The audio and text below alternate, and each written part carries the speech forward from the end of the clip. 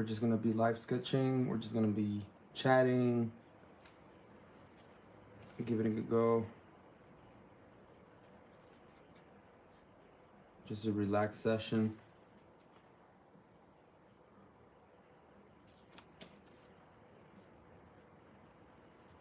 We're starting a little bit early because I wanted to just warm up a little bit.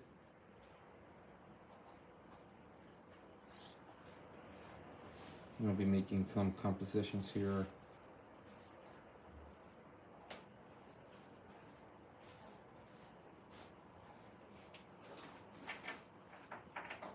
Recently, one of my favorite artists, Marco Javergic, I'm sure if I'm pronouncing it right, has gotten his page active again with his project Orkin, which has been very, very good. Everything's been amazing, all of it. The narrative, the colors, the anatomy, like it's always been cool, but now like there's more to it, and damn, it's just so cool. I'm so happy to see everything that is unfolding on that project. So I'm gonna be drawing some orcs due to that inspiration. And I'm gonna start drawing some heads just to warm up a little bit, and we are gonna be using shapes for those heads. Okay, so right here I'm using kind of like a diamond shape for this, and let's see what we can do with this.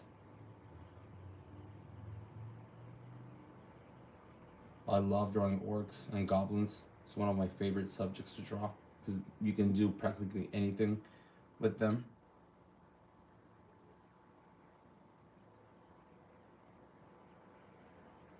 Didn't like that mouth a lot, so I'm gonna change a little bit. That's a good thing about just free sketching, is that you can change anything and just play with the forms and the shapes and the silhouettes.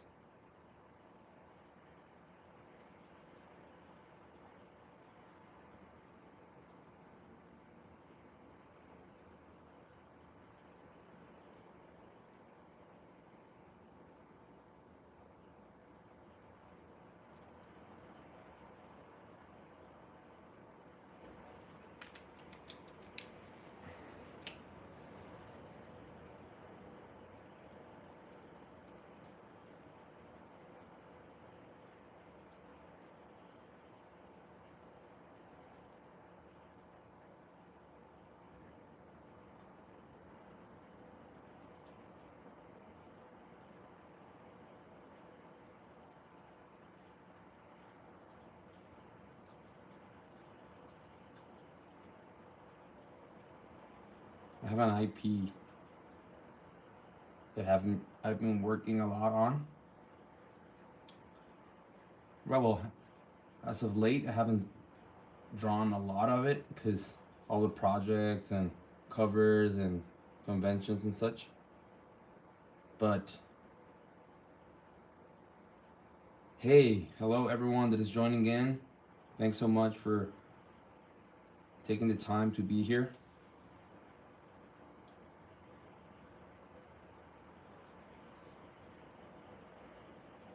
As I was saying a little bit with this, is that I have a project that involves a lot of fantasy, and I used to draw like mostly beasts and fantastic characters instead of just drawing Marvel and DC and all the popular IPs.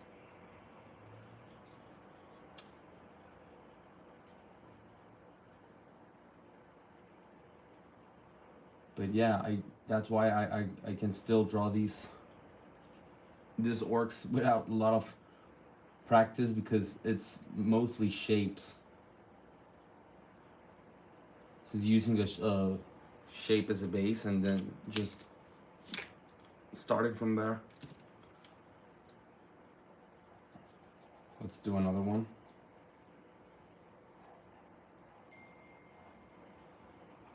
It's gonna be a more, it's gonna be a profile.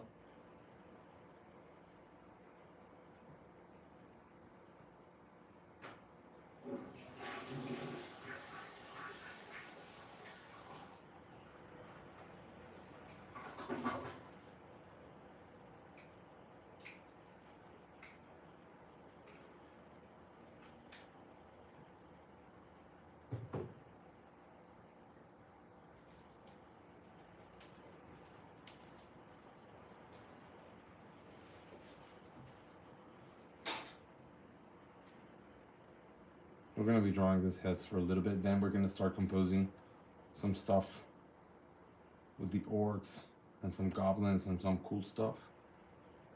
And also, if you have some questions, of course, we're gonna be answering that as well.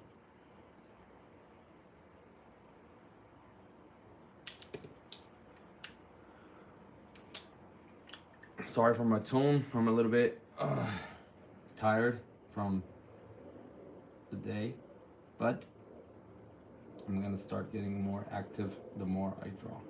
So bear with me, have some fun, draw along with me, draw some stuff, and enjoy this evening session.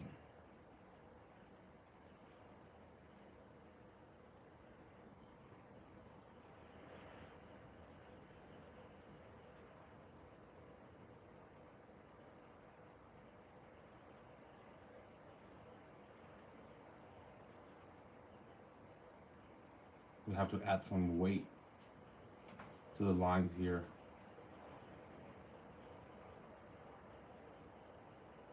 And take advantage of the shapes in order to add some personality.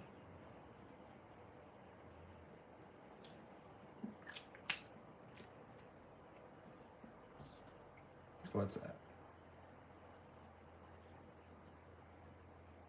see, we can start with a more like a box shape here. Start with the ear. So we place, okay, so the ear is always gonna be, well, most of the time, right? At least for the humanoid thingies, we have an ear, and we always have an alignment to the top of the brow and the base of the nose. So that's most of the time what we're gonna be seeing.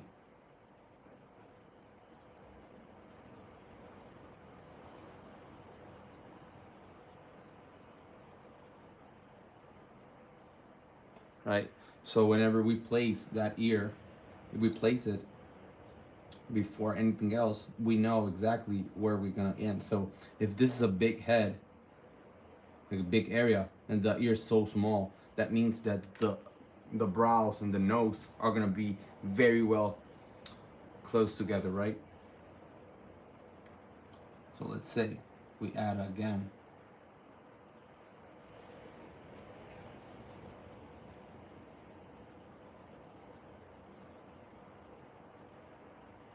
this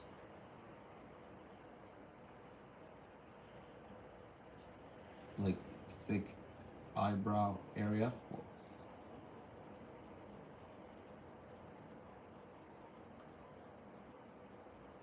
And the nose is gonna be small.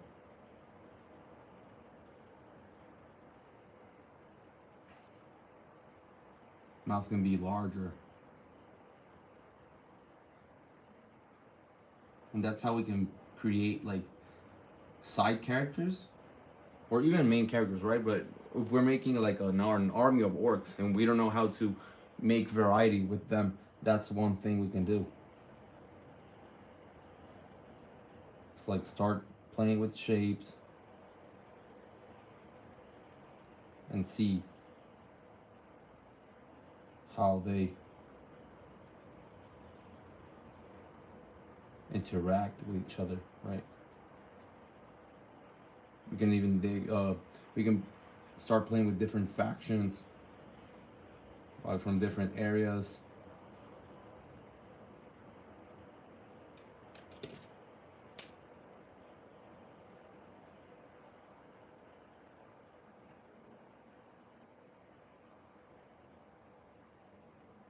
Of course, these are more generic, but the more we start playing with the generic and we start analyzing those shapes and turning them into characters, then we can start moving towards more specific stuff.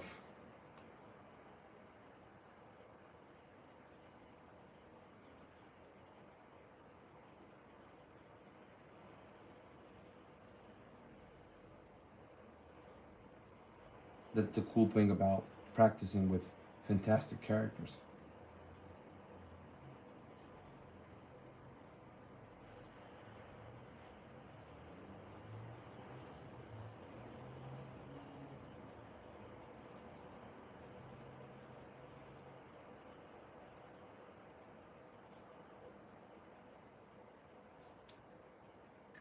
Even though they all like these two look alike, we can see some differences on their head structure, right? Let's say now we make this like D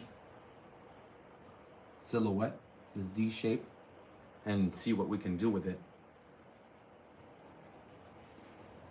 For the eyes, we can place like this glasses frame, like this B. Like at the end, like that's why I like calling this alpha anatomy, because it's like alphabet. So we simplify the anatomy with the alphabet, with something we already know. Like here, a B, we need to place it on a 3D plane, but still, it's just it's a 2D shape. We're just placing it like it's wrapping around the form, but we're still thinking in 2D.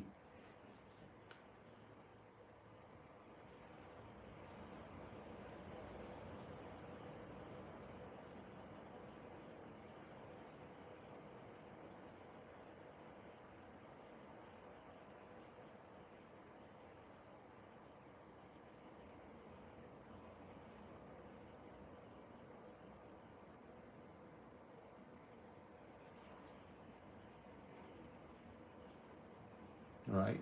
So we can add some details and we can start changing our character. Now we see that, okay, so if these fangs are popping out of the mouth, we need to understand how our mouth is being affected by that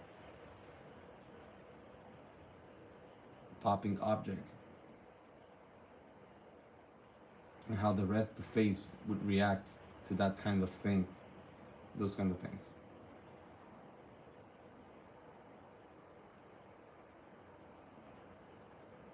We can add different approaches and we can start from different angles. Like I started from the eyes here instead of the ear, but that's the thing. Those are some ways to confirm that the proportions or the applications are being correct.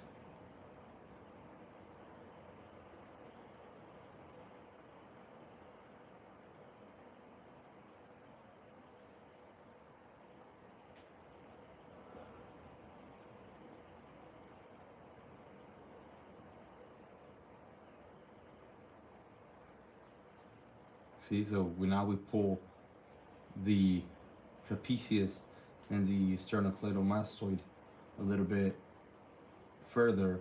We have a bigger frame already for this character.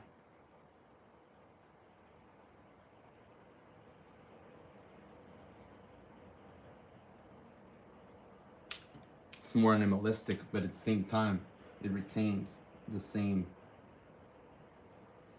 like energy as the rest of the orcs were drawn. But now we have like a proof, right? We're creating different aspects of the same faction.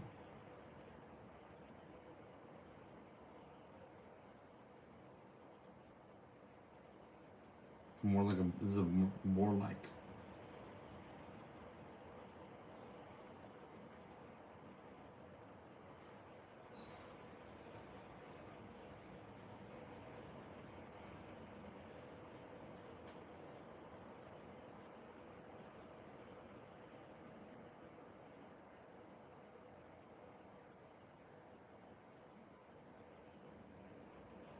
we start finding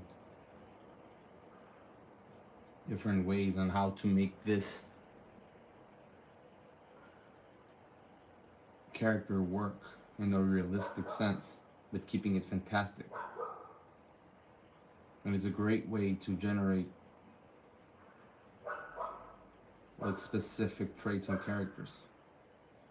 And then it gets easier to replicate, right? So if you want to, if this meant to be like a main character or a recurring character, now you know how to start. Like every time, if you have to draw it for a lot of, for comic frames, for when I have to draw it for storyboard, now you know how to start drawing this character as fast as possible.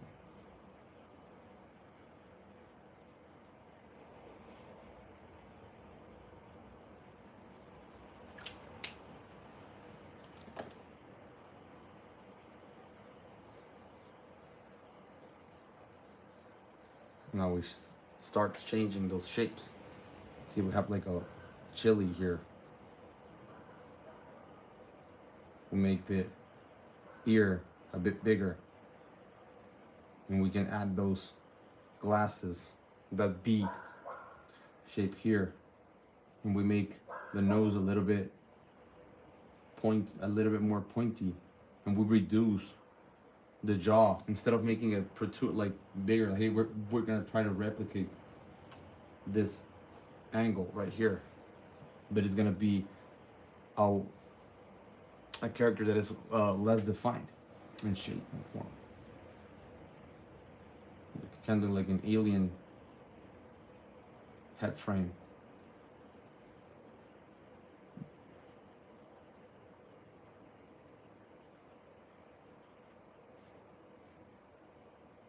We can add some age. This is an older orc.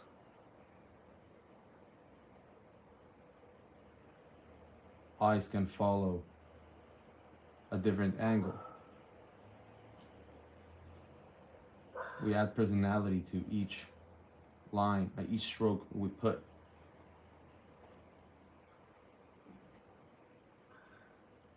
Now some lines start to appear.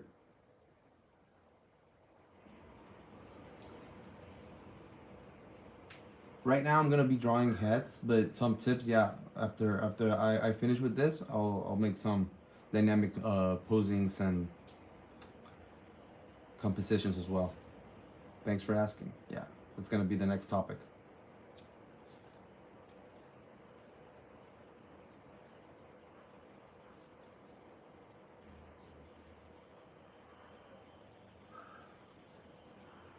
And hi to everyone that is joining in.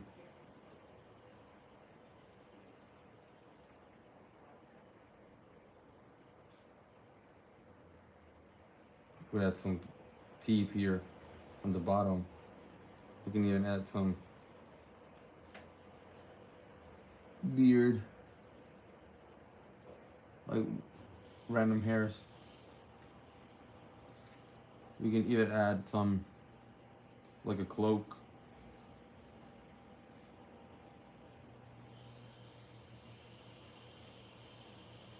Right? And we have a different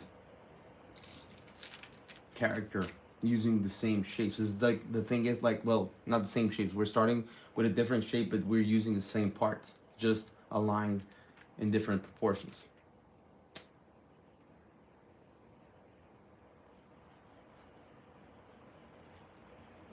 Also, a good thing is that if you're gonna draw like clothing on top of the character, it's very useful to draw the whole thing and then just draw the cloth on top of it, right? To have both things, so you don't lose what you had before, and you actually know how the cloth and everything is working on top of the main shape. Thank you, Tony. Appreciate it.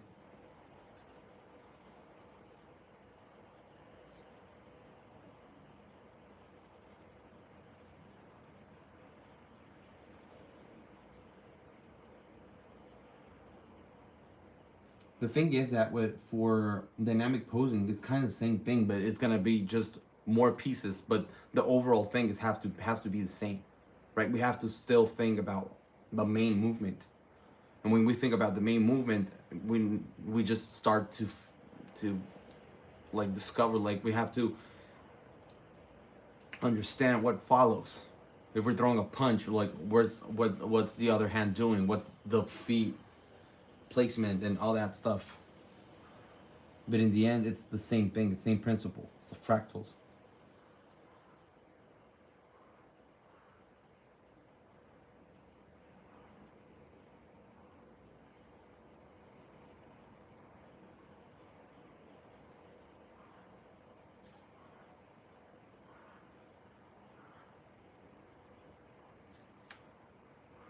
Like here.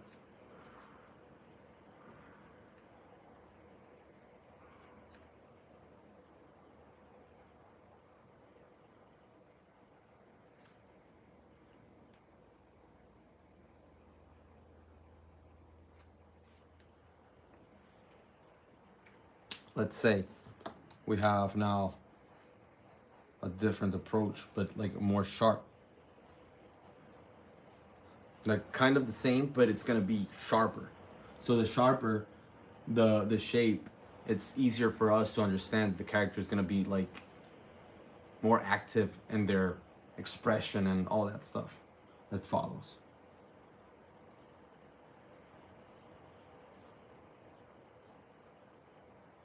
So we're making fantasy characters. We know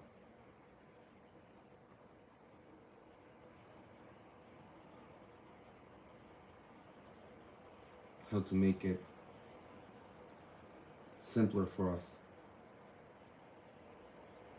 Because a lot of, in this type of stories and fantasy, you have like hordes and swarms of characters, and sometimes it's very hard to not draw the same thing over and over.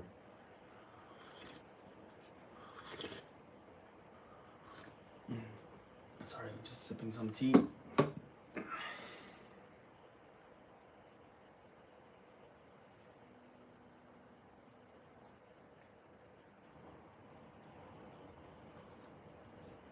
You see how this new character, new type of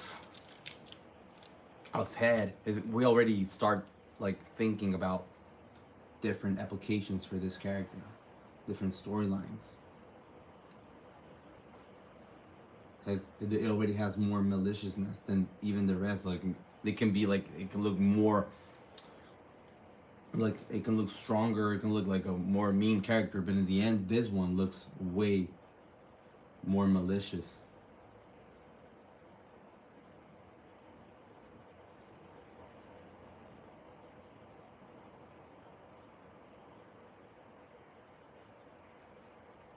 And it's that sharpness. And like a reptile, like a snake.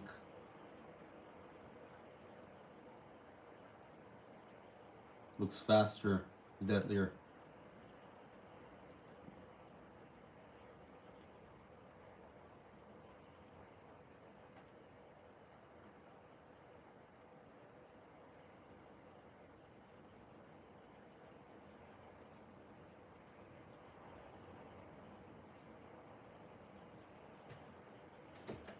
It's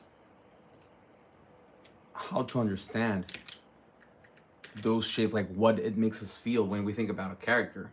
It's like, okay, so is it like passive? Is it like very active? Is it, I don't know.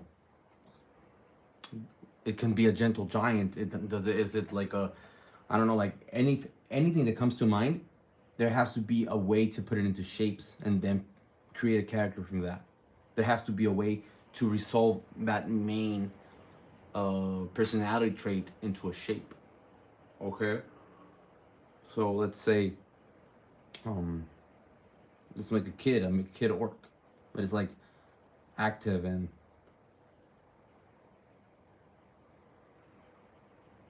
like that. We start with an ear here, and that ear already gives us like, it's sharp, like it's going upwards. So that character is ready.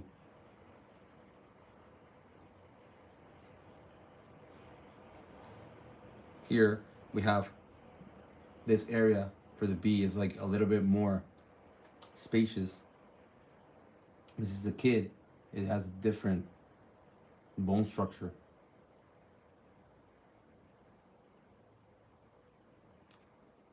It cannot be as bony on the cheekbones. They have to be less defined so we can differentiate.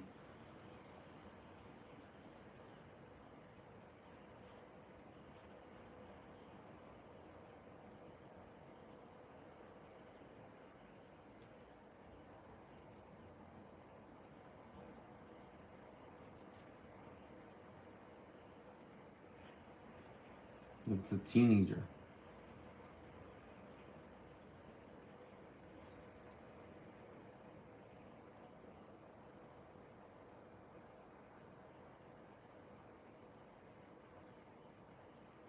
Yeah, it does look a little bit malicious, but it's like more eager to prove himself, to fight.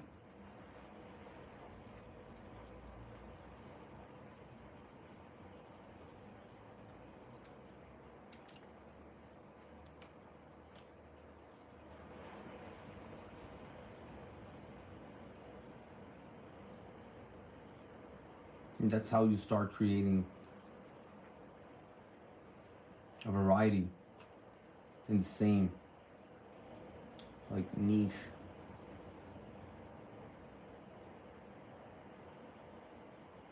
And these are easy to ink because they're big shapes. We haven't gotten into any very detailed or specific yet.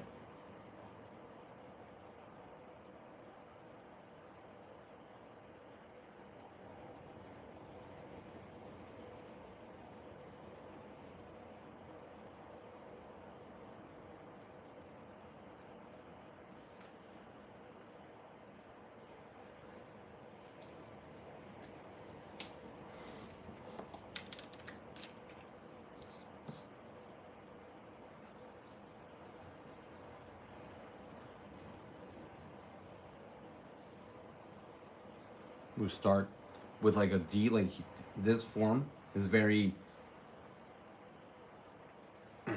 like very boxy, very beast type or oriented, right? What happens if we do kind of like this shape, but a little bit more soft?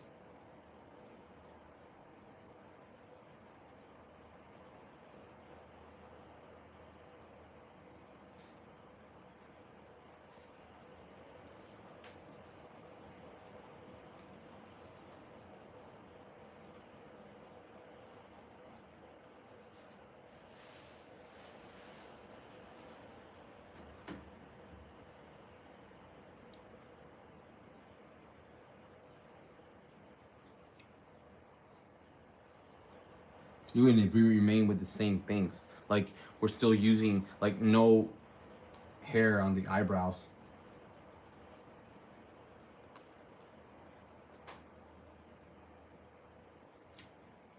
still with the kind of like angry expression.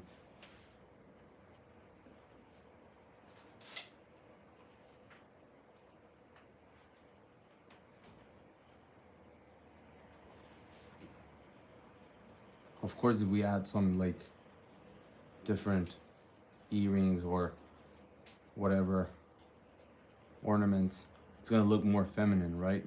But still, we're still using the same principles. We're just changing it a little bit.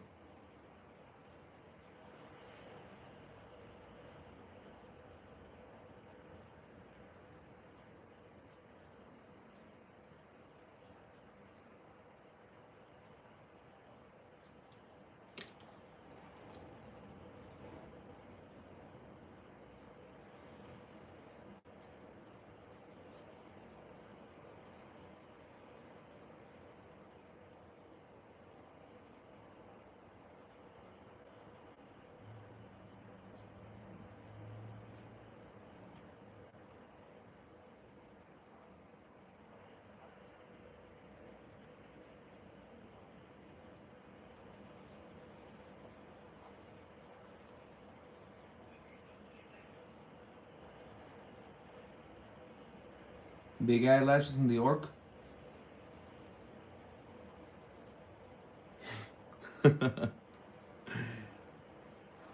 Yeah.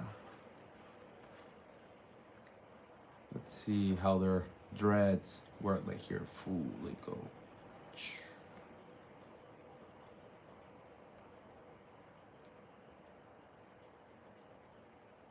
We have the orchette.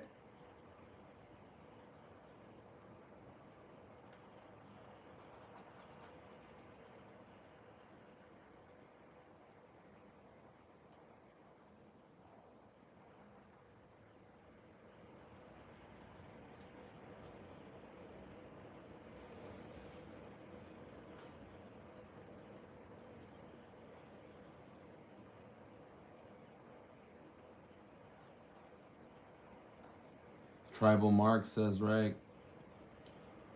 Let's get it. Let's get it going.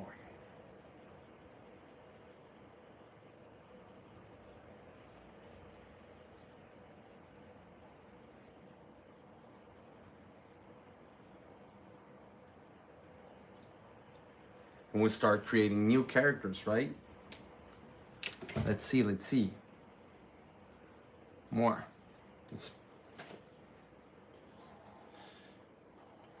Let's start with a diamond, but now it's gonna be looking forward. Most of these are 3/4 kind of profile, but it gets the thing going, right? Okay.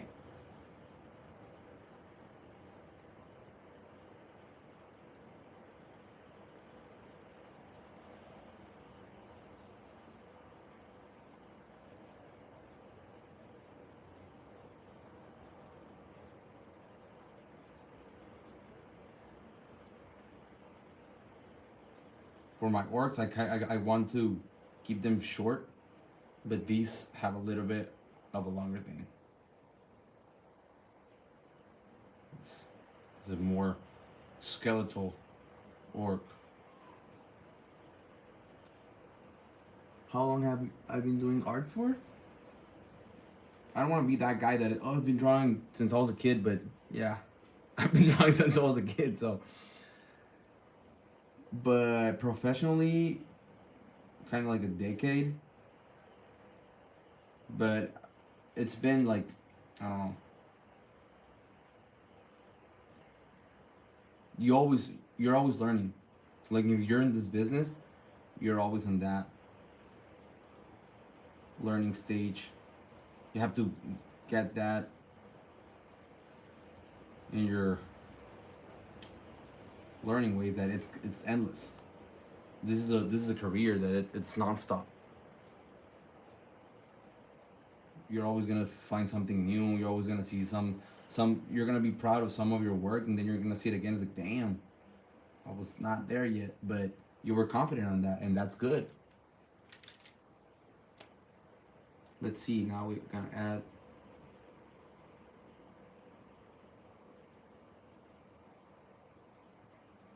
Let's add some.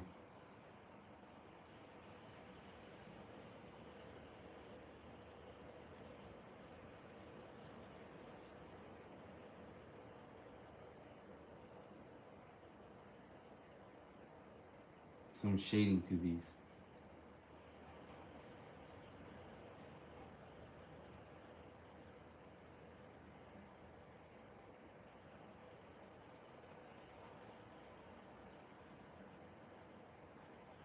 Kind of like the, I don't know if you remember the evil Majin Buu, the one that is like kind of gray, that absorbs the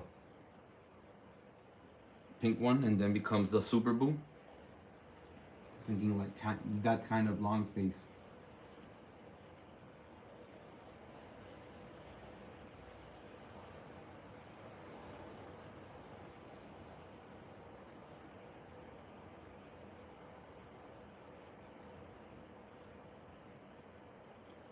Yes.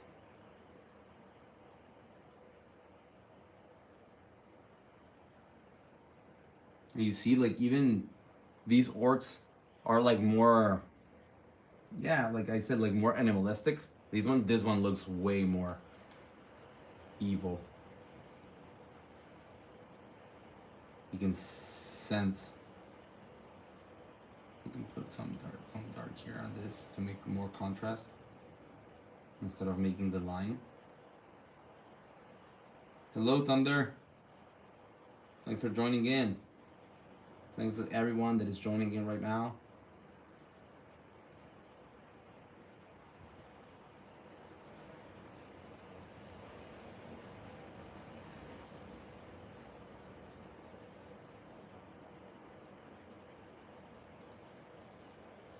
Kind of like alien-like, kind of like a sorcerer. I don't know. It has like, it gets you imagining things. You can start adding details on top of this, and it's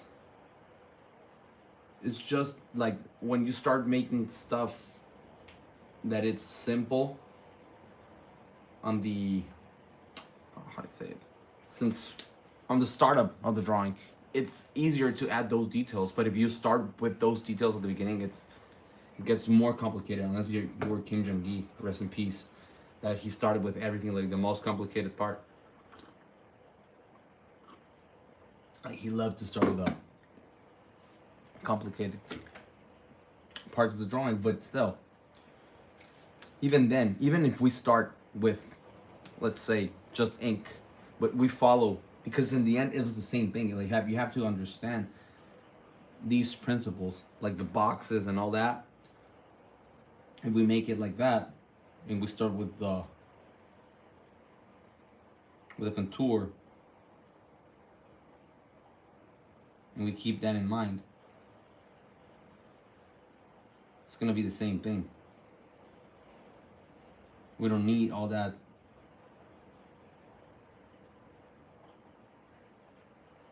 to begin with, but it's better when you're like when you're warming up, always to do some exercises. But like here,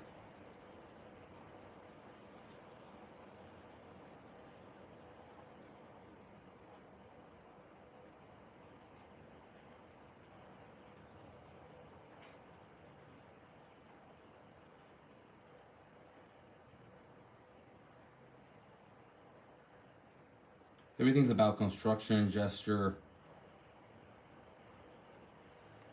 in the end. But the more you know those basic shapes, the more you know your stuff, the easier it is to get this results. Right says, I personally think it's more to show off and actually limiting sometimes, because if you're not really good, the stiffness will show up. Yes, exactly.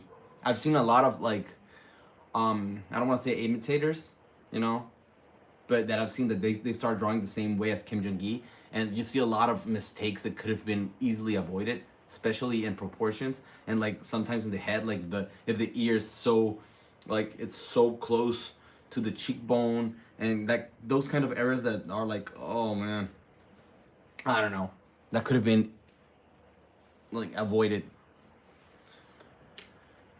And yeah, in the end, the piece kind of looks good because it's all ink, and it creates a lot of, oh man, it's like it's an ink drawing, and it has contrast already because it's black and white, so you can get those really fast. But I think it's a show off thing, as Rick says. You're just showing off. In the end, you're not gonna be faster than a guy that does storyboard and starts with a pencil, and like you can do that, you can get there faster.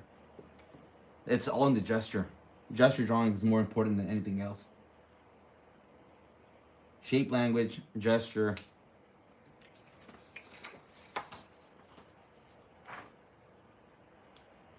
Like, let's see.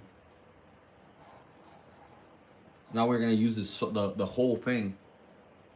Instead of just making the head, we can do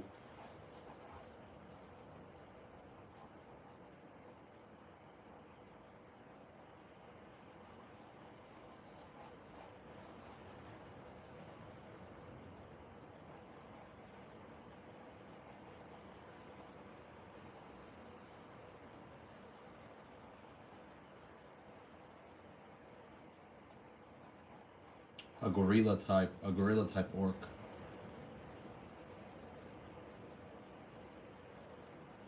See, the gesture is already following.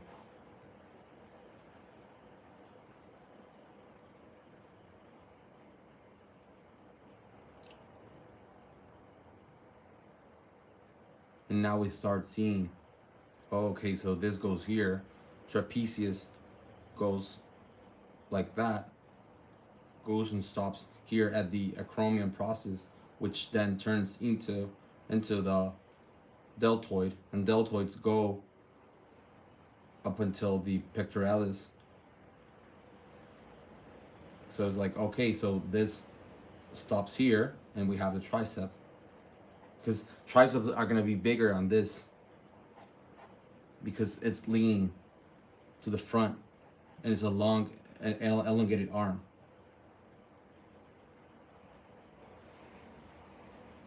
Most of the time, shorter arms have bigger biceps and vice versa.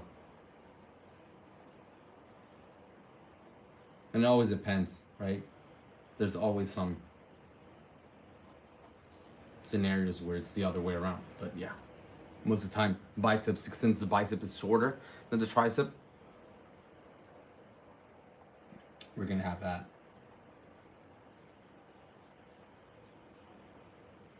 So we have to, even though the legs are gonna be smaller than the body, we have to create this sense of a big sole of the feet, of foot. I'm sorry, well, both feet, like this, and we start generating our volumes here.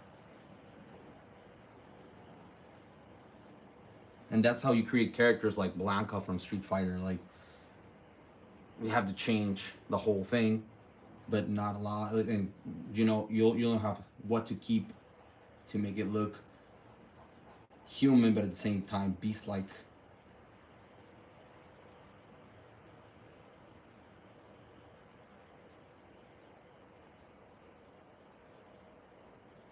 We can add some bigger spinal bones. Vertebrae are gonna be bigger, and we're gonna have some on the skin here, like folding.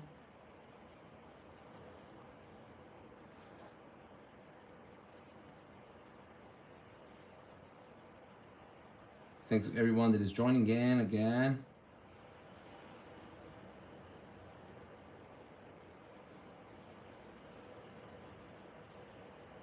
And now, all the muscles that we are placing are following the pose as well. Like here, the muscles are going towards the arm. All the muscles that are wrapping around are going like that. And the ones that are being pulled by the gravity to the ground because of the pose are gonna go like this. Pectoralis are gonna go wrapping around, but at the same time, they're gonna go to the ground. So, and everything makes sense at the end of the piece, because we're following the gesture that we made at the beginning. Even though it's a stoic figure, well, like, it's not very dynamic. We're using dynamism to make it more real and to make it more balanced.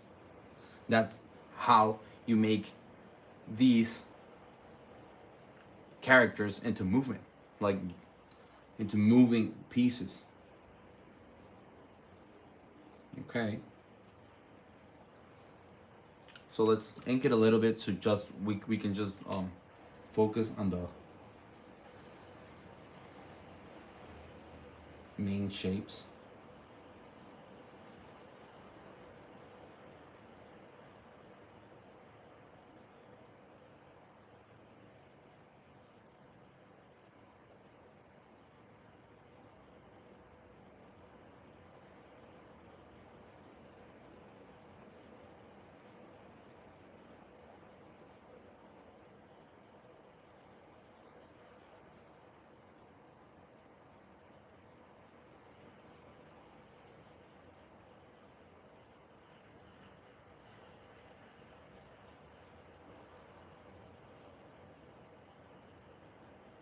The belly is gonna be big here.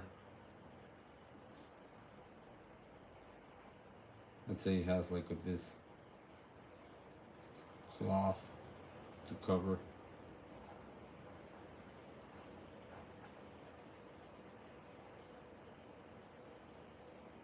We're using the same anatomy for this character than for a human, but we're just changing the proportions of the parts to make it exist in a correct way. At least that it's useful for the gravity and the mass of this character. So we have to change stuff.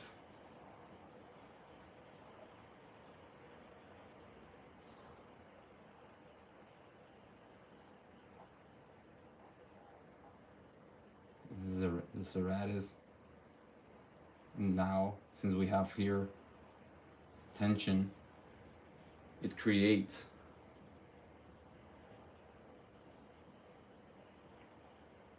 even more realism in a fantastic figure.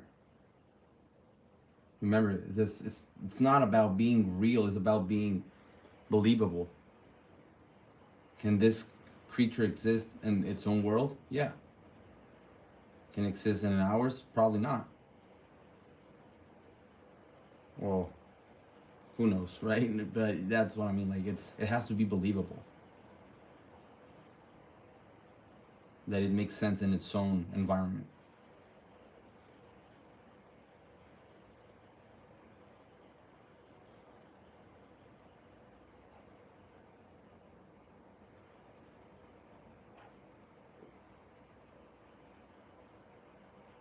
And his face is like more sentient, or like more on the intelligent type. Like his expression looked like he can speak and not only growl. It's a combination of both, right?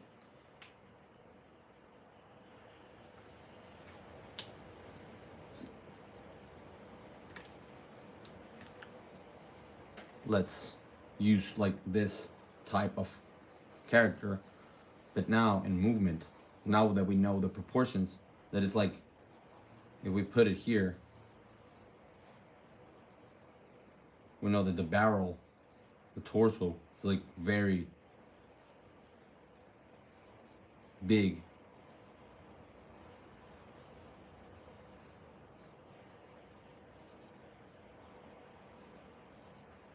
Like a gorilla's. That's why we use that as a reference. And the arms can be held in the air for a short period of time, maybe. He's upset because he's naked. Maybe we can add some hair to it, right?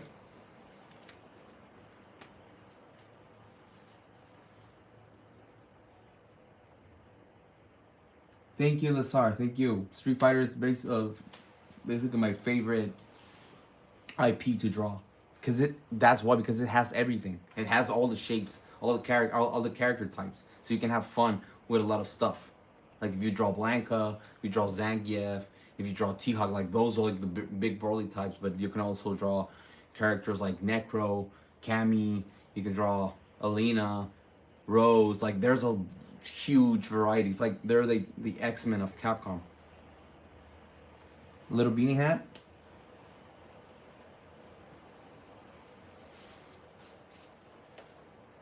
To the front. Funnier to the front. And has there ever been an IP or a character you always wanted to draw but you haven't had the chance to? I don't know. That information will come to my head in a few minutes. So like, oh yes, this character.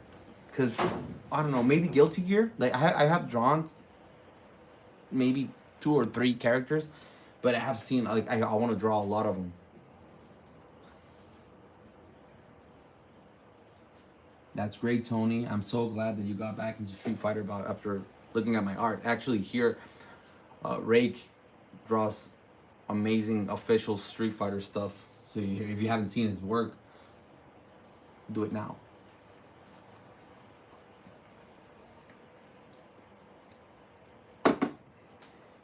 Let's see what we can do with this. Yeah, the beanie's enough. The bean is enough to keep him warm because it's gonna be orange, and orange like fire. Yeah. Yeah, Guilty Gear is practically character design versus game. But let's see. We have here now this.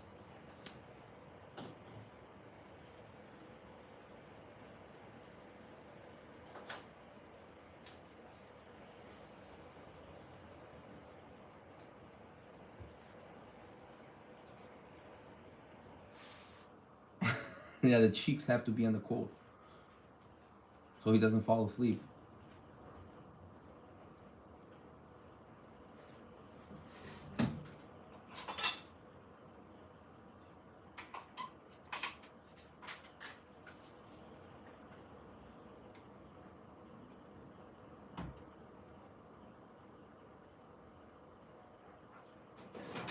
You see that kind of barrel is the one that we're gonna look if he like stands up for a brief period of time.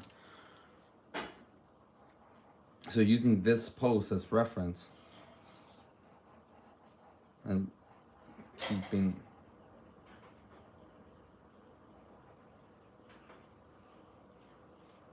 oh yes,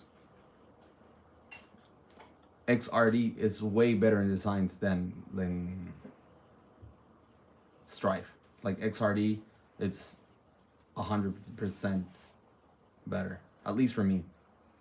Like they're too bulky on the Strive ones, and I believe like they lose a lot of personality.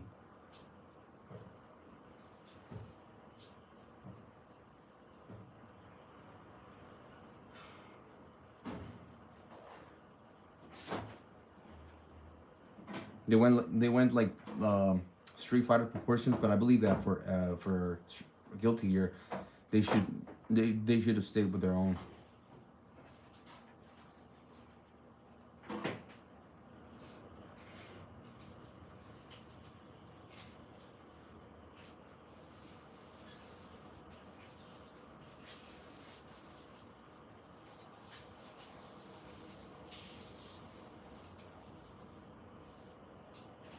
So what happens here?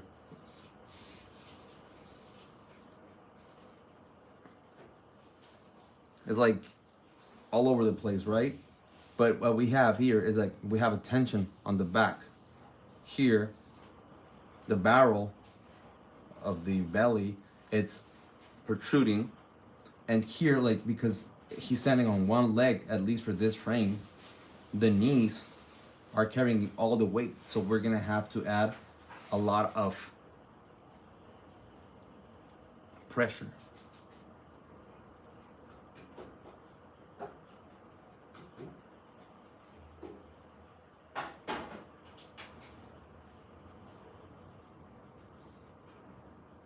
Yes. Yeah, this is more like an ogre than an orc, right?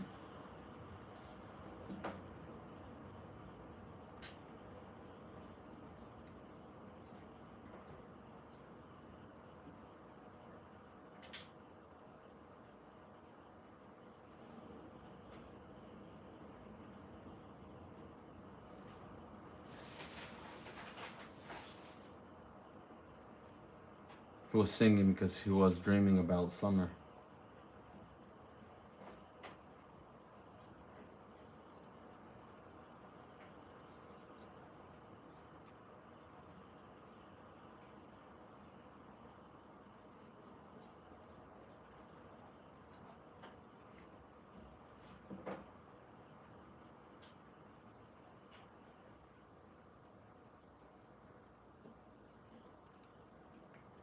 So we're just playing with these shapes.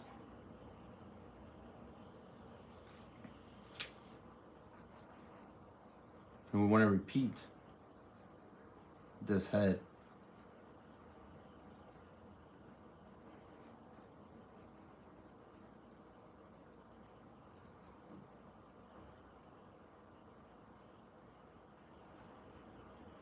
We just have to remind ourselves what are the things that are standing out the most. Here, the jaw.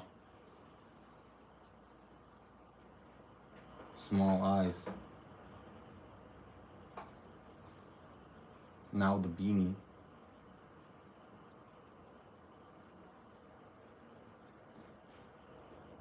And I'm using continuous lines now because the more you know a subject, the easier it is for you to draw instead of using like box shapes,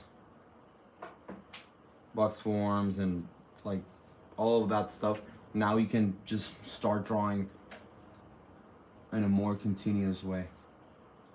Tony says, are there specific shapes you use for drawing bodies or just gesture? But like both. It always depends. And sometimes if you're not like very concentrated and you're like thinking of something else or whatever, it's hard for you to follow the rules. Like follow all the rules of construction. And sometimes you start with a different approach and then you realize that you were making a mess and then you have to make up for it. It's like, oh, I'm missing gesture here, I'm missing this and that. And sometimes it's easier just to start over than to fix a drawing. That's why you draw in simpler approaches. So if something happens, you can just do it all over again. But if you already like too much into the drawing, like a lot of, you're too deep, there's always a way to fix it, right? To confirm what is right and to discard what is wrong, but always making sense.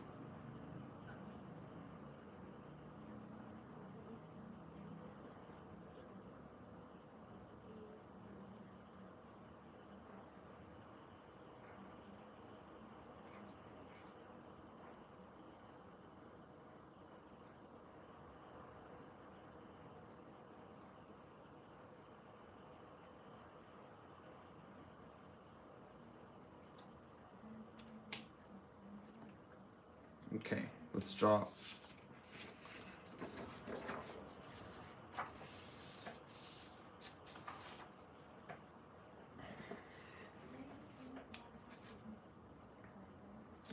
A little bit of the composition.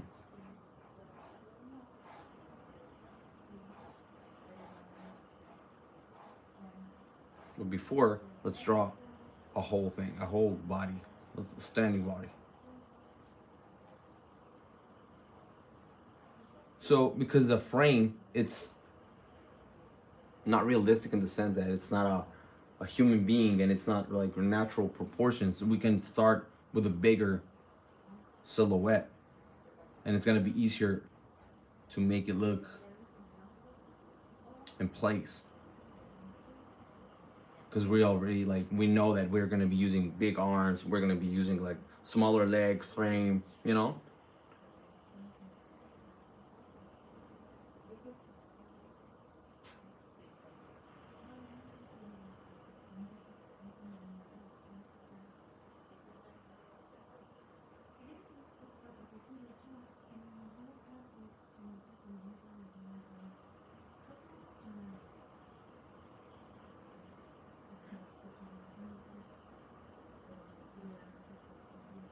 I can start drawing anatomy on top of this real fast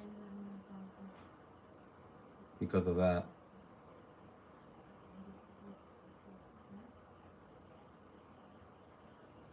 Because I know that the frame, it's exaggerated,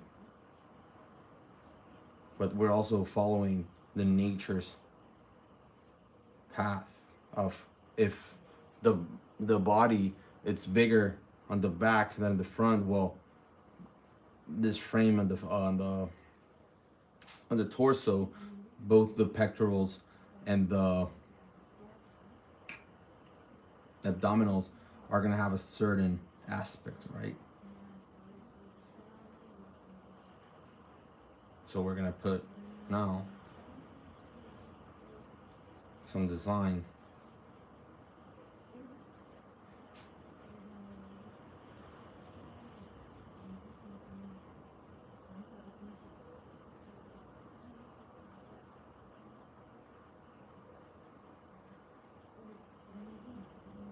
We're just constructing over our gesture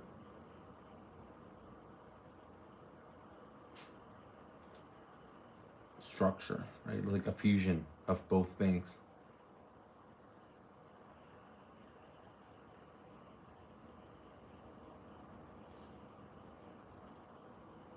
Now we have to find our center to confirm that it's actually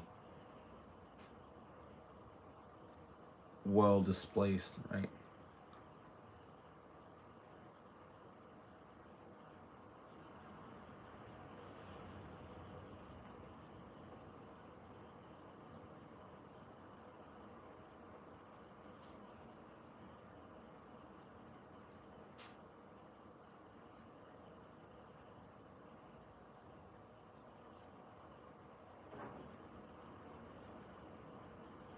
We can add some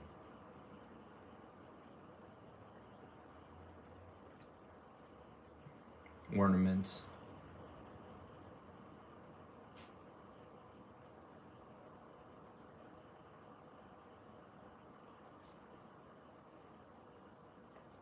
We can start adding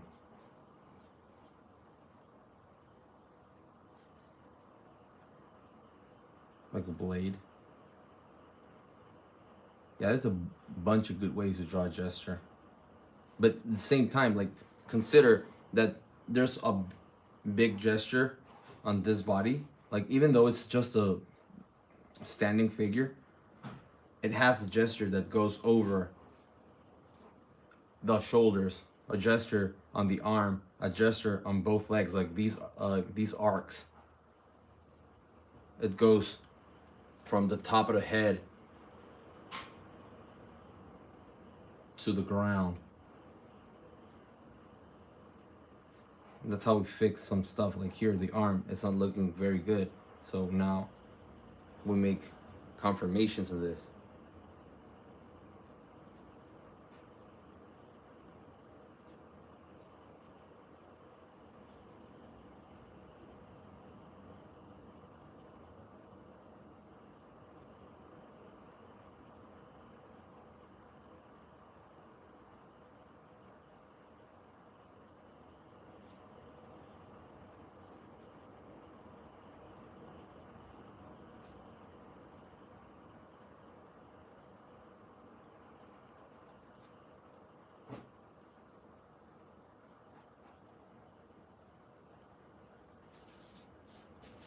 Yeah, Michael Hampton is really good. Michael Hampton, Andrew Loomis for the head. There's a bunch of grandmasters from the old ages, from the classic ages, that are really good.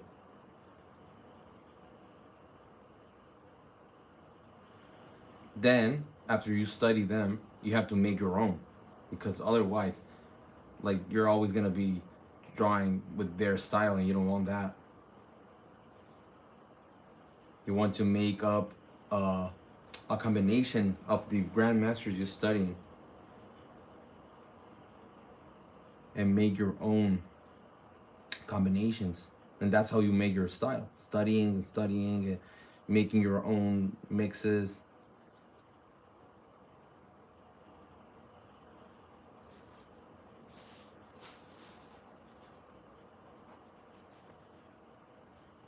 We have a gigantic sword on the back.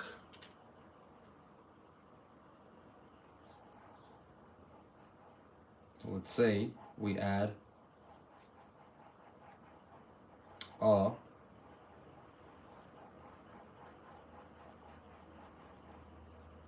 horizon line.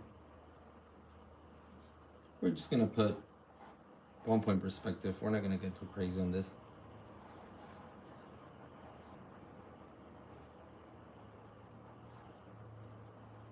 And we start finding a way to make this composition look cool.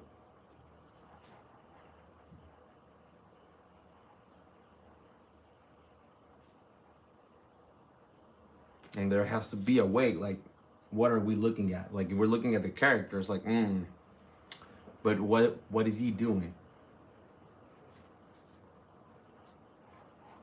Maybe he's cutting with his blade.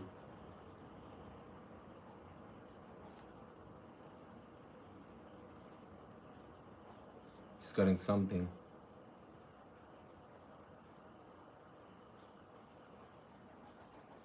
like a dragon or whatever.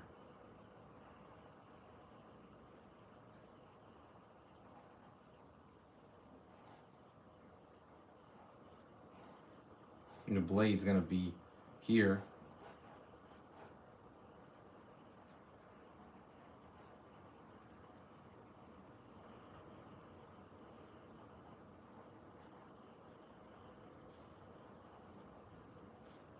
Like, where is it? Like, we're just finding the composition, because here in the middle makes not a lot of sense. It's better if we put it on the back, but the type of composition will make us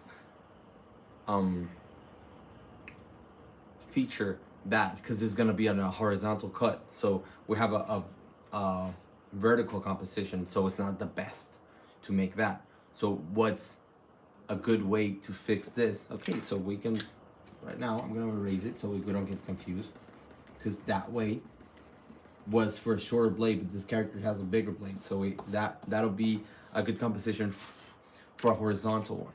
So we can put it here on the side and experiment for this.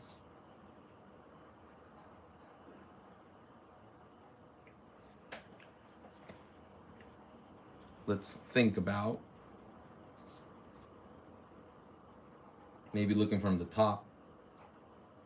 So now we have to change a little bit of our composition.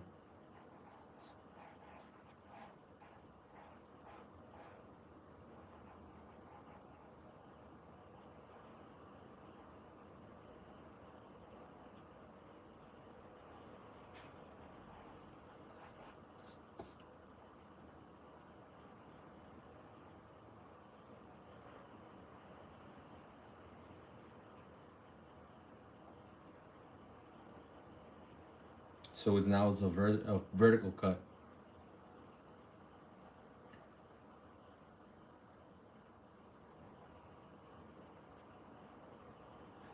And we're cutting something in half from the top.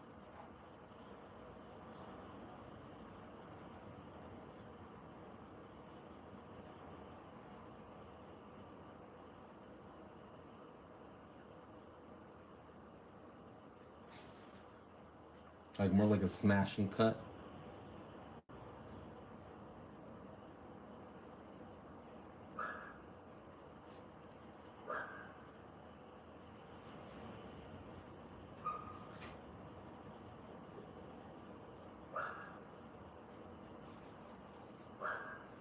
Actually, the blade would advance a lot with the composition. The necklace would go to the back, making this area, this empty area,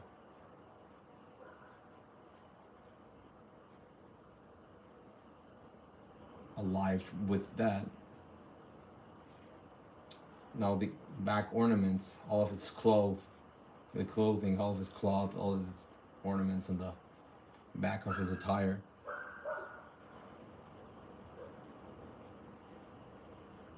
are being used, right?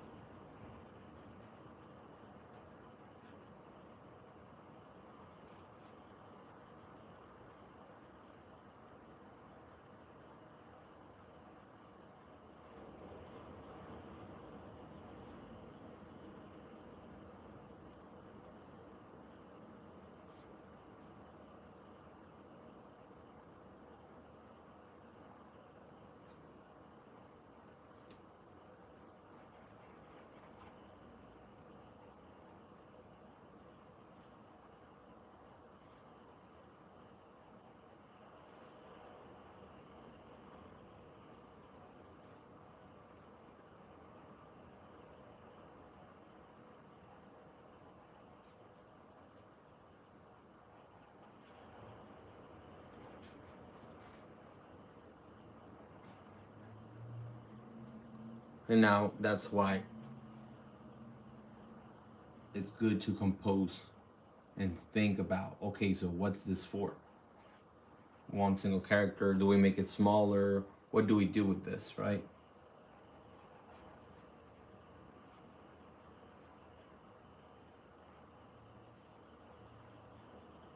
Most of the time,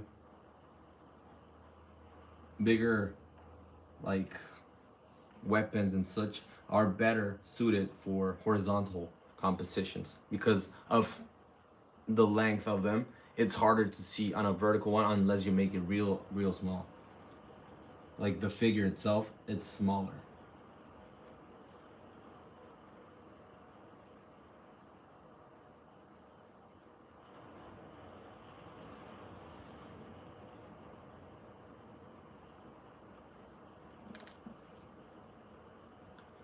That's what, like, yeah. So that's why you have to see like what works better.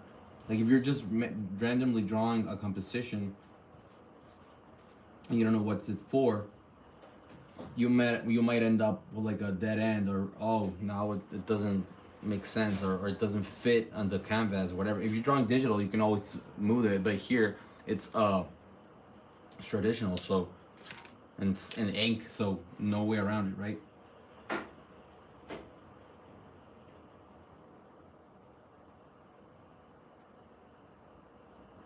The more we commit, the less we can fix, but it's a good thing to let it go and to see. So that's, he has a good expression, but the frame here, it's smaller um than the guy behind the right, so it's not the same character. It's not that we failed at this, it's just that we did it differently, and now we have to either start again, or let's see how we what we can need to fix.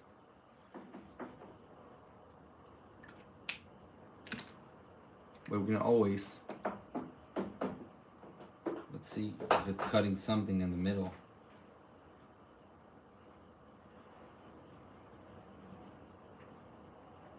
It's like, wow, here, like smashing it or cutting it.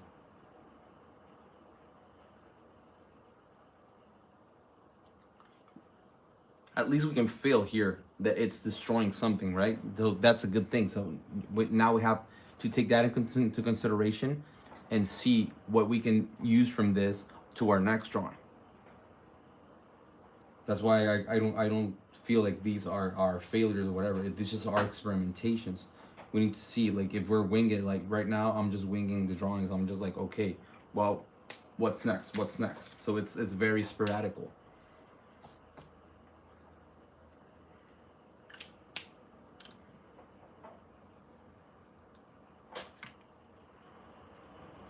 So what's the things that we did right? The expression looks okay. Yeah, this is good. The frame on how it looks, its arms are together, good as well. Well, that's our the those are our good points, right? But the bad points are that it's a vertical composition, not suited for that kind of weapon.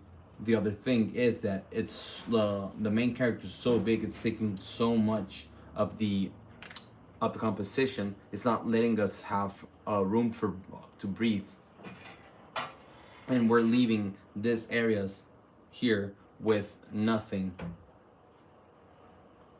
which you could say it's like, oh, those are breathing areas for the composition. Yeah, but in the end they don't add anything. Random question: what's your favorite artist to study? Right now I'm studying Marco Juvergic. I don't know how to pronounce his last name, but also just for icing, and always Bengas. It doesn't matter how much I've seen his work, how much I've studied it. I believe it's always important to keep learning from the masters.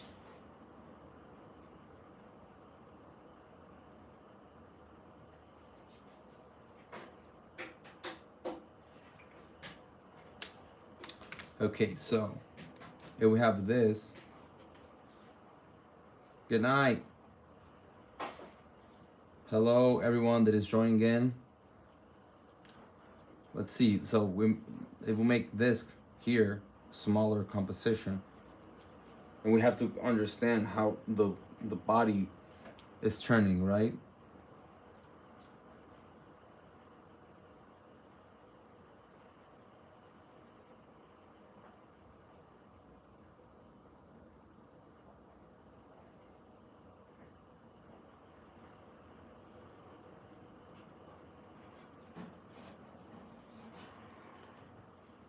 It's very important to see how these boxes work.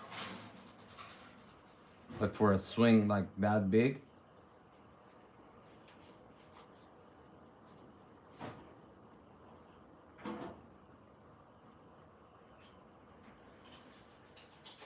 we have to see. So we have a character, his face, looking to the target, or we change it a little bit, looking to the this way, but the character, his eyes are gonna still looking that way. Arms are going one way, and the legs are going to the front.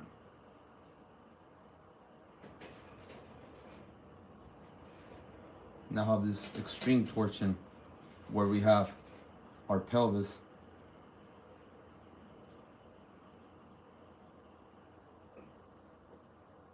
like this.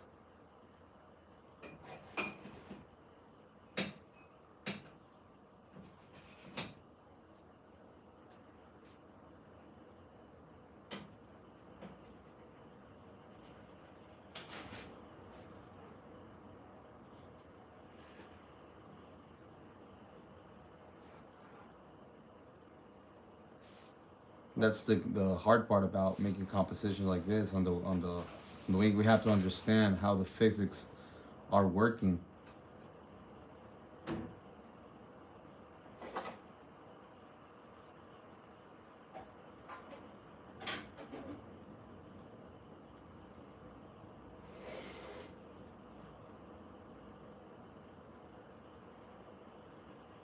So what happens if we do ink it a little bit?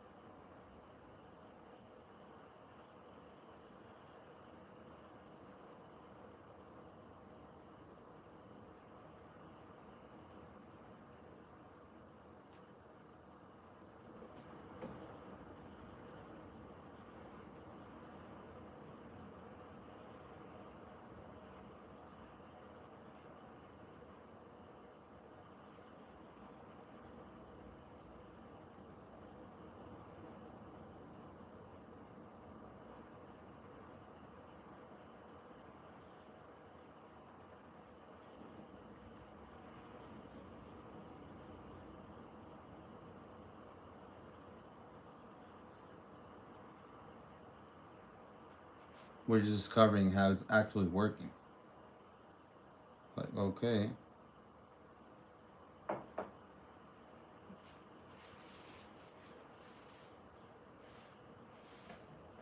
Do you see this figure, right?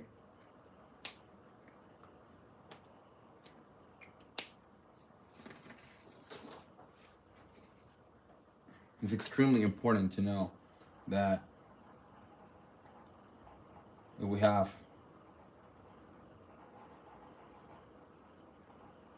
our torso here looking one way.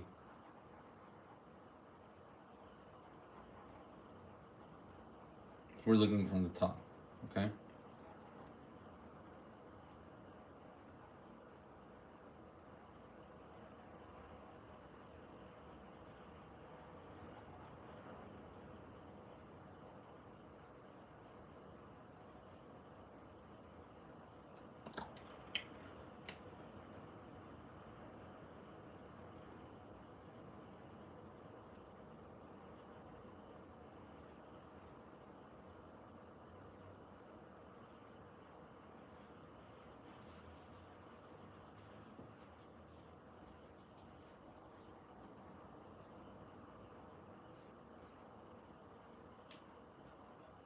and we have this, and everything's looking that way. What happens when we make the head look to the right, the shoulders, the head's looking, well, to my right, but it's looking to the left, arms looking to the right, and the legs looking to that. So what happens is that we have this torsion on our box.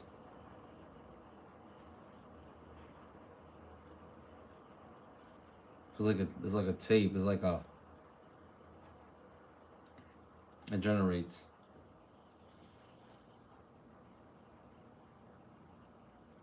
literal torsion,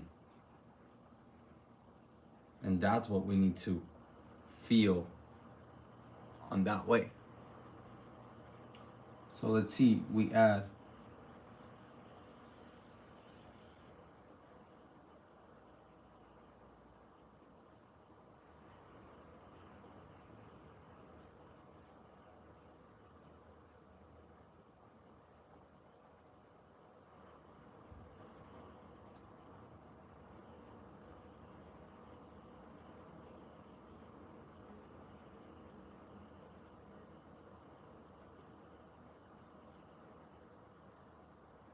now we start looking at a more dynamic figure.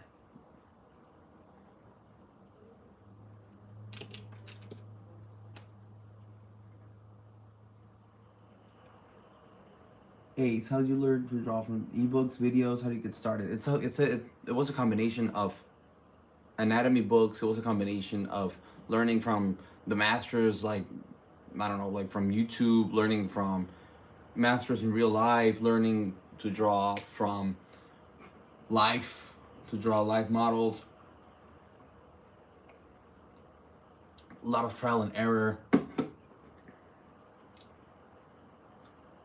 I'm so happy that you're drawing along, yeah.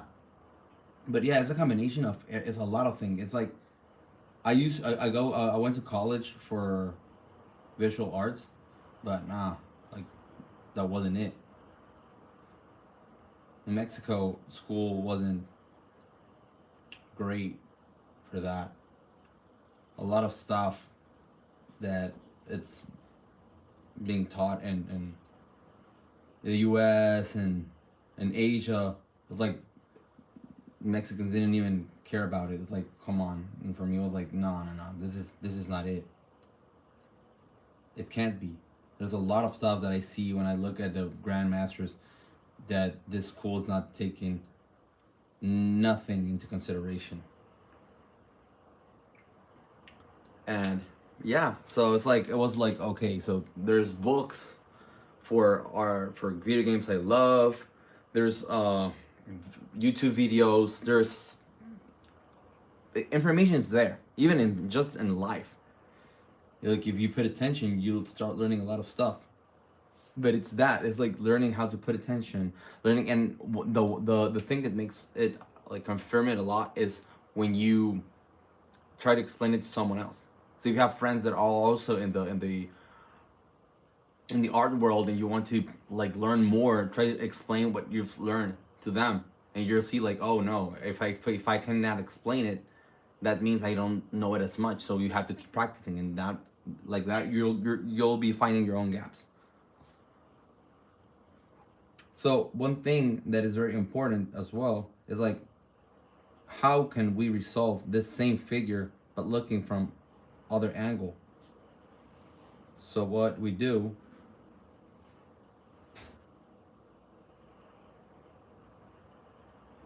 is that we have to understand. Oh, thanks, man. I'm not a beginner, but I needed to know how professional like you started the career. Thank you so much. Yeah, it's like, it's a bunch of stuff. Like, it's always a combination.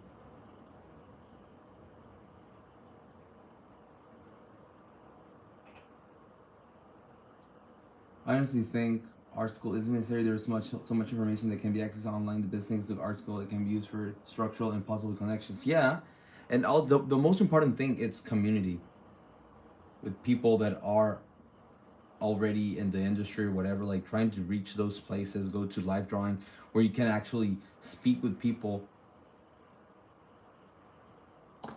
that are in that environment already.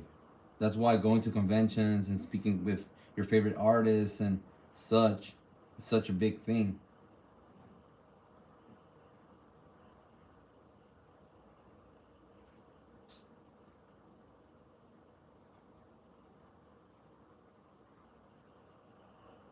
Overlaps right here.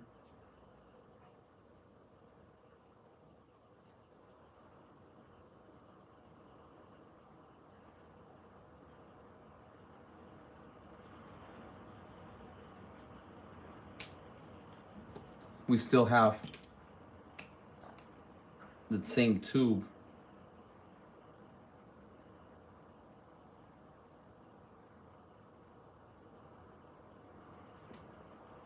The same thing.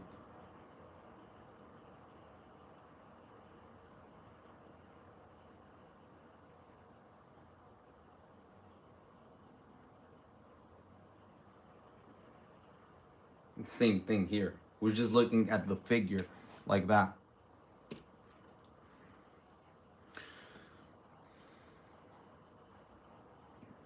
That's when we draw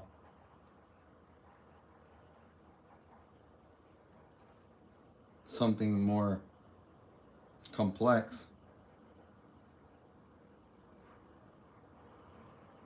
It's a combination.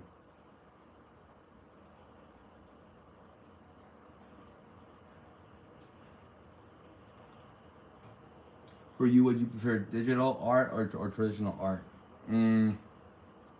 Depends. Like to draw, to learn, to understand stuff. I prefer traditional art.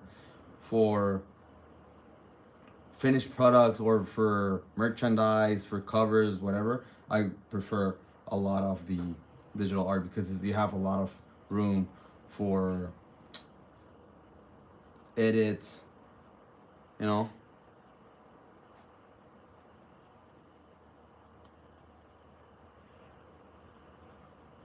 It always depends.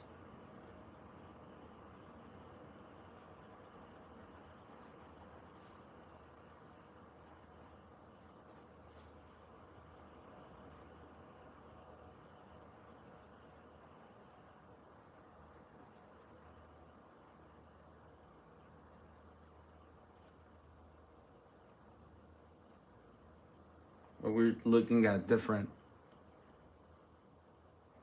things here. Like, what can we do with this pose?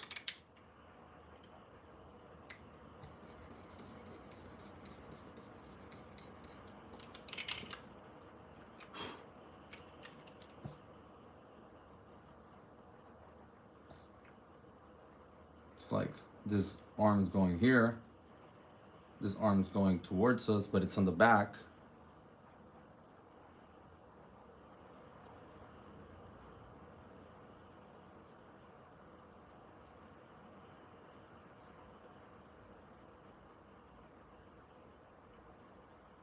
Sometimes we just change poses. Look.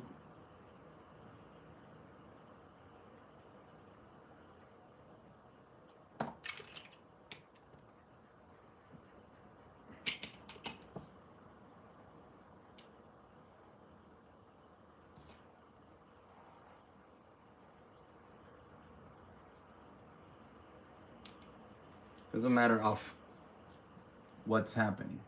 Boom. This is going here. Yeah, I believe the first one was the correct one.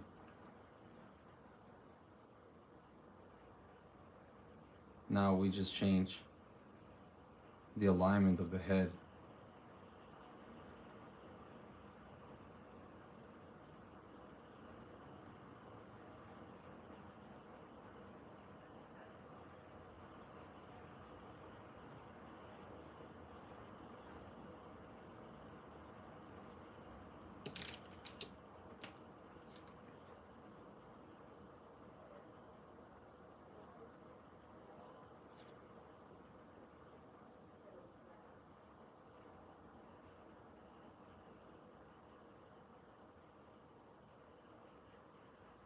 Another way to practice figures is looking at fighting game characters doing moves and try to approach them to from another angle.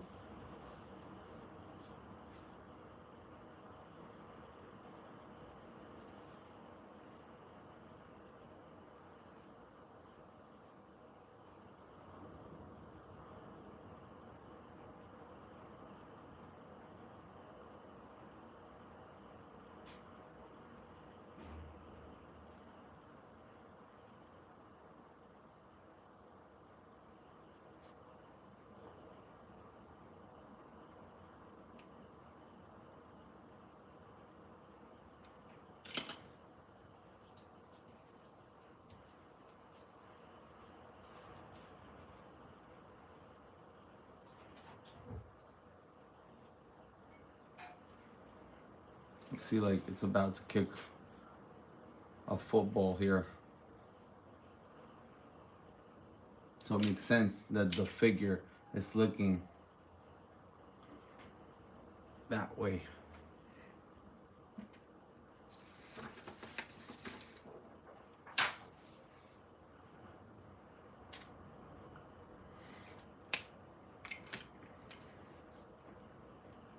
So let's take a move like the Hadouken, for example.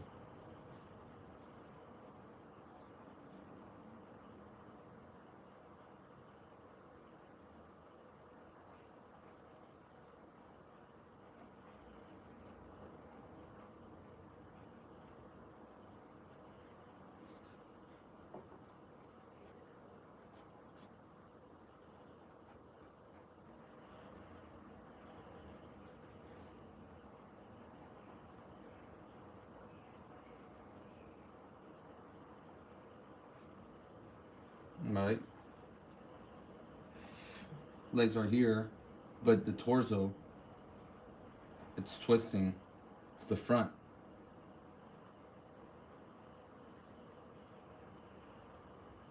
For me, Benga's is the one that has inspired me the most. The guy that drew the Marvel vs. Capcom art and drew also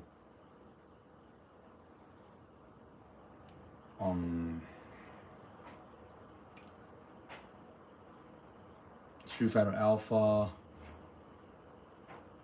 some Street Fighter 5, but mainly Darkstalkers and Marvel vs. Capcom, Street Fighter versus X-Men, Marvel superheroes, a lot of like the old school Capcom stuff.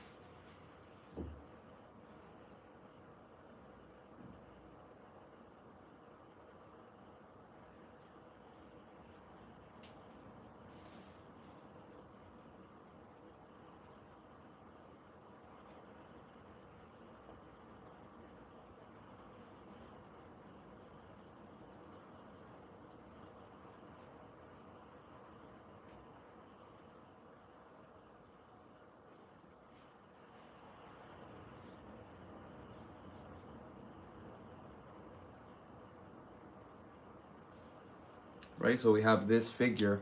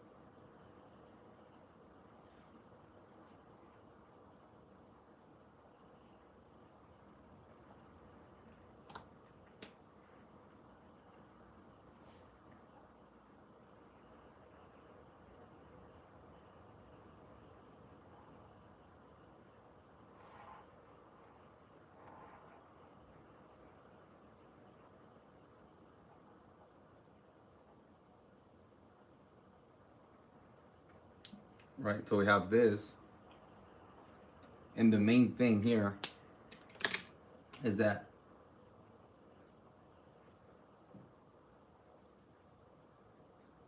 even though it kind of looks like they're the same, Rob Liefeld, the Deadpool guy,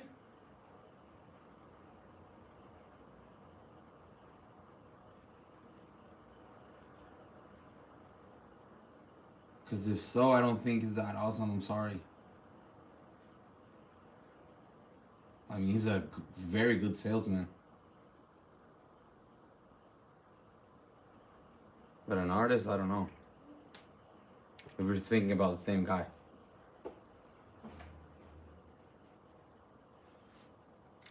And he even knows it.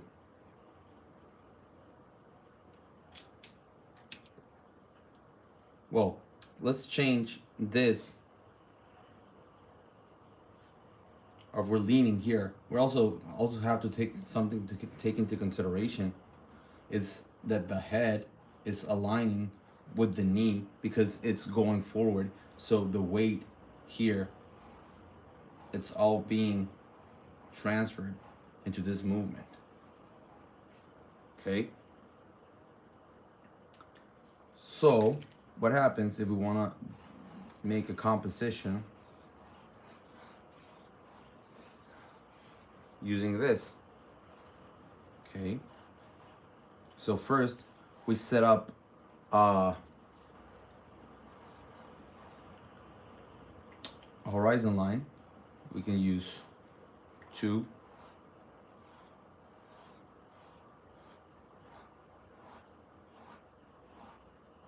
Vanishing points.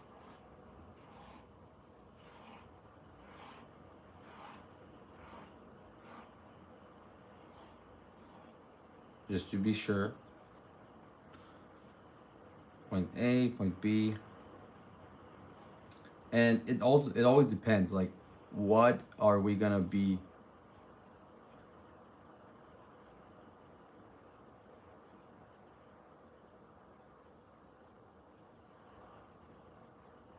so we're gonna be using, since we're looking down, like we're looking from the bottom up, his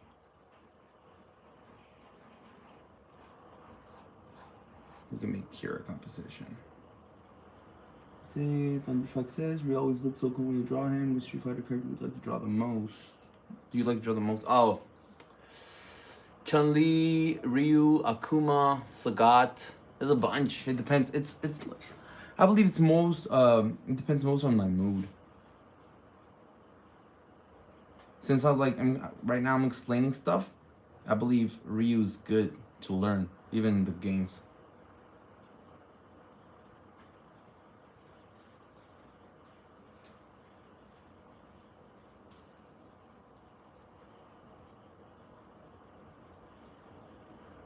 So what happens? So if the head was aligned a little bit, like it was a little bit just almost aligned with the knee, what happens? So the knee can be a little bit on the front here, and since its feet is below the horizon line here, we can see the top of Ryu's foot. So that's why we can see this. But it has to be on the, well, Street Fighter feet are gigantic, so it's not gonna be a problem. And what happens with the other one? So if we make a grid here on the bottom of Ryu, we see that these 2 feet are not exactly aligned. So that one is on the other side, right? Because the z-axis is going, it's deeper in our grid. So that makes us understand Ryu was always a symbol of improvement for me. I used it to practice drawing. Yeah, and I used to practice fighting games. A lot, like a lot of stuff. So that's how we know that the foot cannot be the same size, because we are getting closer to the conversions of these lines, right? So now that's how we know that the other foot has to go to the z-axis now. Okay, so it's going further. The things that go further to the horizon line get smaller, and the ones that comes closer to us look bigger.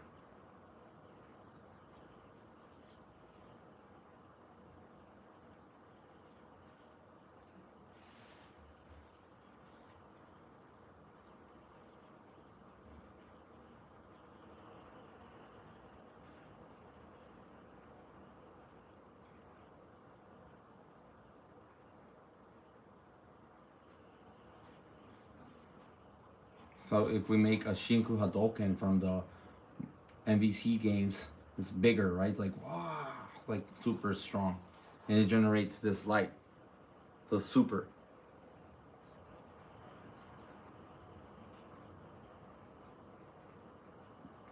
Double quarter circle forward.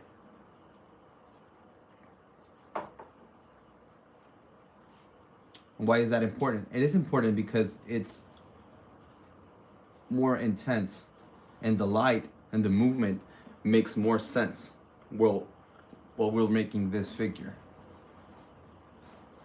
It's not a regular input.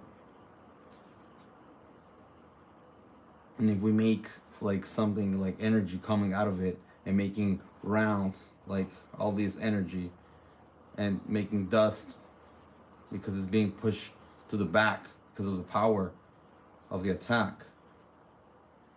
And then we make on the back his face again, like, you know, like if he was like a father-son Kamehameha from Dragon Ball, but it's all, the thing is, it's himself, right? It's again, it's just to make an emphasis on his attack.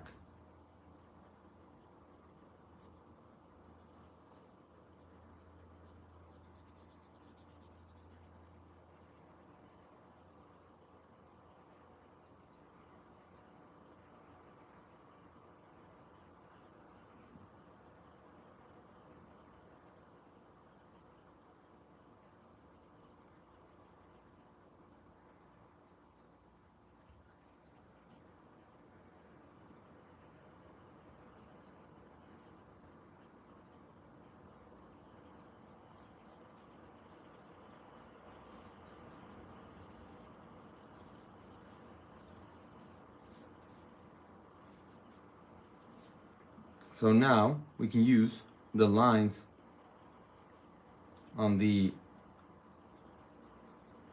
grid to follow them to make it more intense. And we follow them. So it's like that, like intensity, graphic intensity.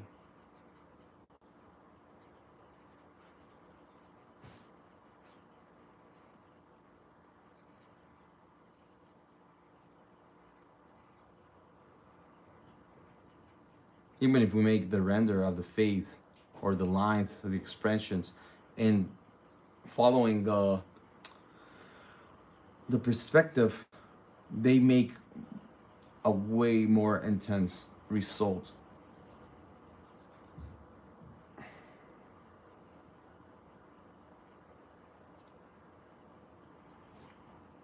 So what happens here? We can start shading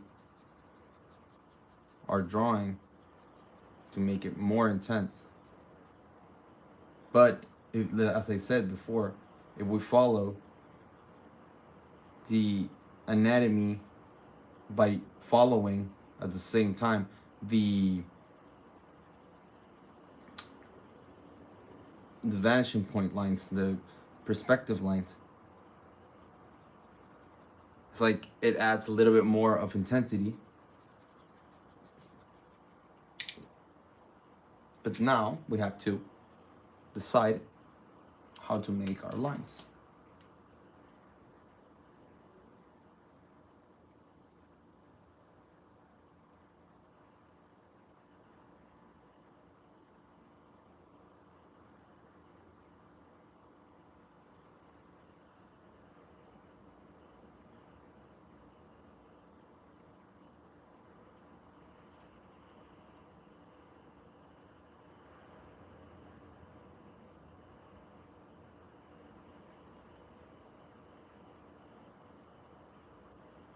Also, I'm not gonna have another live until I return back home, which will be next week.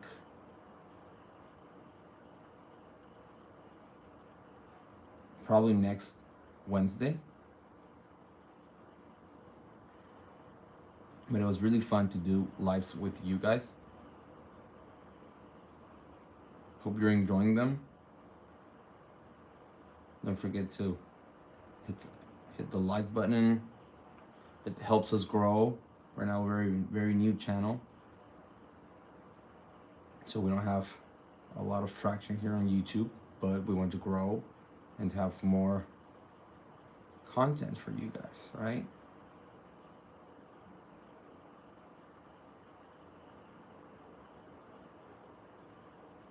So anything, any type of support you give us, it's very much appreciated. Thank you so much. I'm so glad you like my process. Before I got into YouTube, I was like, I saw some YouTube creators, and I was like, that looks fun, like to create process for people rather than just yourself. I was like, yeah, I'm pretty sure my process can be fun. It's like dynamic, sporadic. Maybe people will like it. And it seems it is.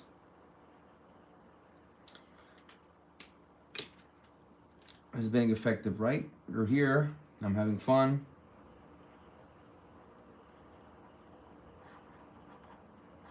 Thanks a lot for joining in. We have very few minutes left of this live. I just wanted to thank you again for being part of this community.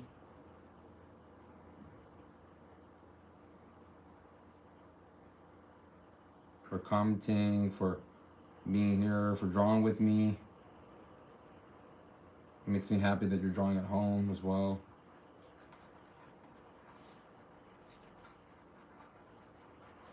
And I get better with my pronunciations and with my voice and camera, but that's because we're all learning, right? This is a learning curve for all of us.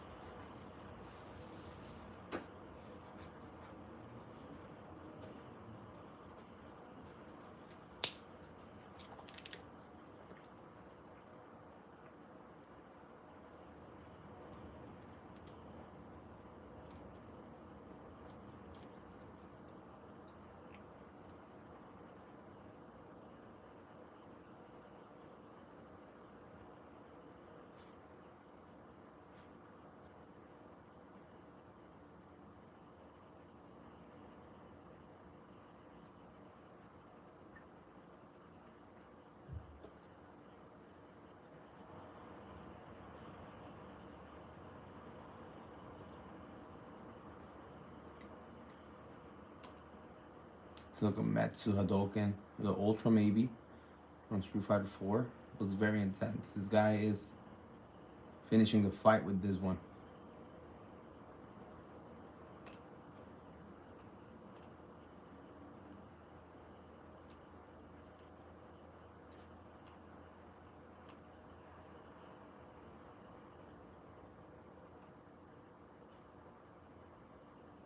And I know if you follow my Instagram, like I draw way more female characters than male characters, but it's because like most of the time I get requests or commissions to draw more female characters, but I enjoy drawing both of them. Like for me, it's drawing male characters are it's better to explain because they can get more like intense. I can just exaggerate the forms and still looks understandable. But yeah, we're gonna be also drawing the female form soon, so stay tuned. Tony says, I have followed you on TikTok, Instagram now, subscribe to YouTube. So yeah. Thank you so much. I really appreciate it. Yeah, female characters are way more popular, of course. That's that's now a fact, right? But you need everything. At least for me. You cannot only draw one topic. It gets stale.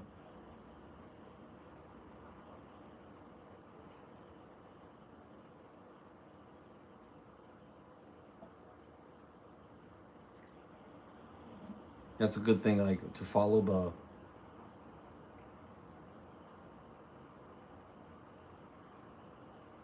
the perspective on this, because it creates, like it enforces the depth and construction of the piece.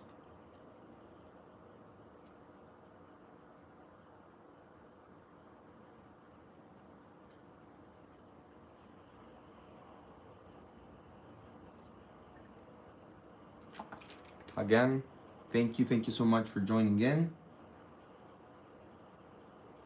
We're about to close this one.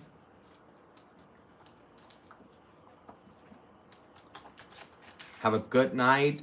Have a good night rest. Keep drawing. Keep having fun. And see you next week on our Wednesdays live. Good night everyone. Thank you for joining in. Really appreciate your support.